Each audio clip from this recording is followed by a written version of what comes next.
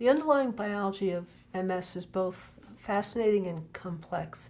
It's a real interaction between genetic factors and environmental factors. So this is an immune-mediated condition where probably the events that lead to the development of MS biologically occur, we think, within the first decade of life. And what happens is presumably an immune response to some viral infection or other external factors goes a bit awry or makes a wrong turn.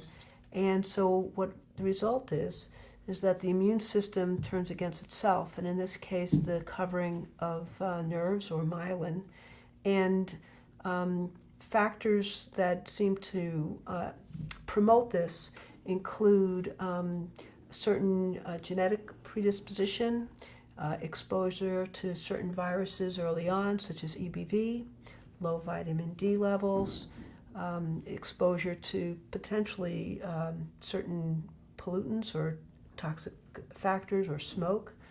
And there are things that make it more likely than not. Obesity among girls is a risk factor. And the end result is that the immune system goes against this covering of the nerves through immune cells going from the blood into the central nervous system, causing demyelination, which is an unraveling of the myelin, and sometimes damage to the underlying nerves.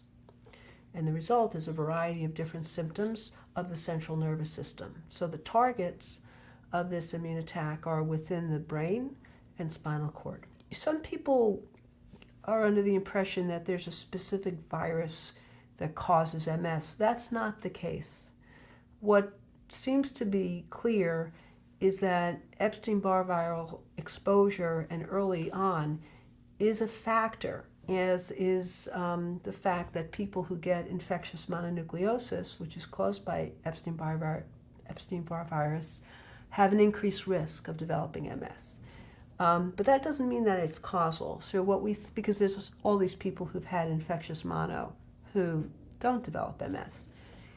What likely happens is in the process of fighting off that viral exposure or that viral infection, a misdirect occurs, and immune cells, probably T cells aided by B cells, become refocused on what they think is EBV or Epstein-Barr virus, but is really the person's own bits of myelin basic protein or other fragments of myelin that are floating around in the bloodstream. And so the immune cells see these little protein fragments of self and act as if it was a foreign entity, and so mounts an immune attack that then leads to the symptoms of the condition.